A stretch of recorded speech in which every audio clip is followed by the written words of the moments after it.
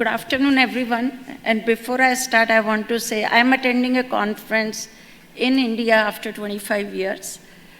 The organization planning is amazing, but the warm welcome, the flexibility, managing with anything, even last-minute slide deck is exceptional about India. Thank you so much for organizing. So we have talked a lot about really committing to Postgres features, how we can make Postgres amazing. I'm going to take a little different route. We are really focused on how to take, users of Oracle to Postgres. And I'm going to talk about what are the pitfalls, what is the process, how to make sure that we can be successful in that direction, and what are the considerations. So starting, everybody knows that Postgres is in demand. Oracle is going down and Postgres is, growing in popularity.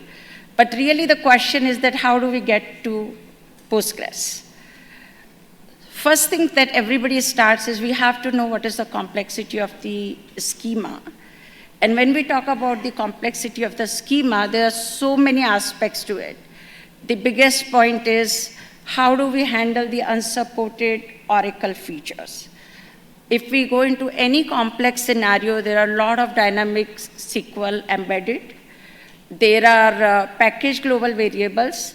And this I've just taken a subset of an example of a conversion that we have done.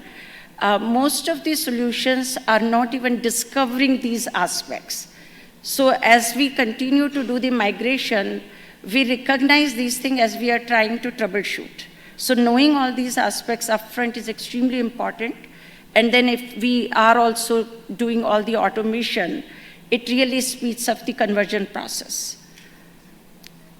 Then the other thing that is a very critical thing is the typecasting, because Postgres is extremely specific in how it deals with every data type.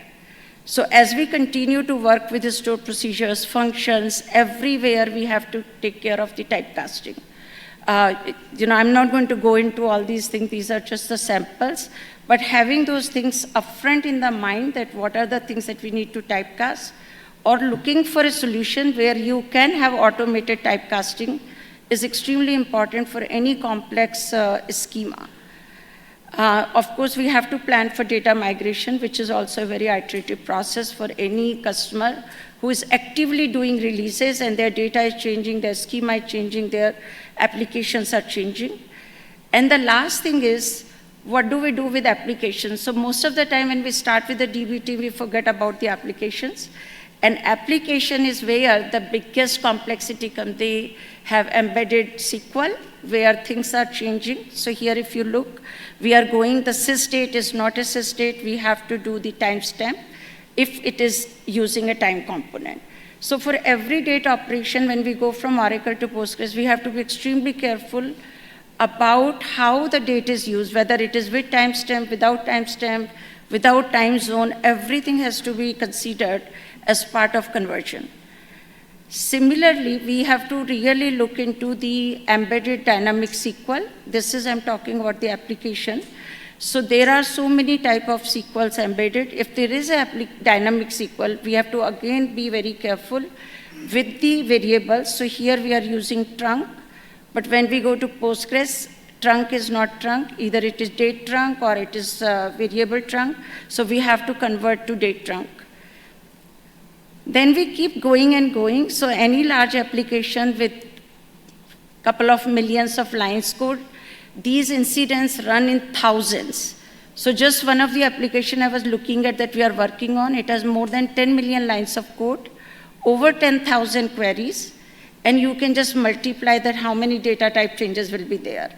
So when we change the data type on backend from Oracle to Postgres, it has a direct impact on that code. So here there's an example of Java code.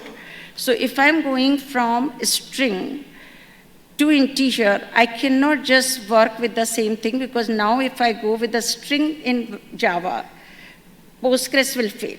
So I have to change it to getInt on my Java side. So all these things to find out that what are the impact, be aware that how to change that, in relationship with the data type is an extremely important thing. So I'm going to just skip all these things. So there are many such things. And then lastly, we do have to look at the interfaces, scripts, batch processes. SQL is everywhere. And the only way we can deal with it is with automation. There's a full framework for automating everything. And then the end of it, there are so many things to do. We need to have a plan. So there is a cloud migration cockpit that we can use. And lastly, this can make sure that we can do it quickly. And for sure, we can go live. Thank you.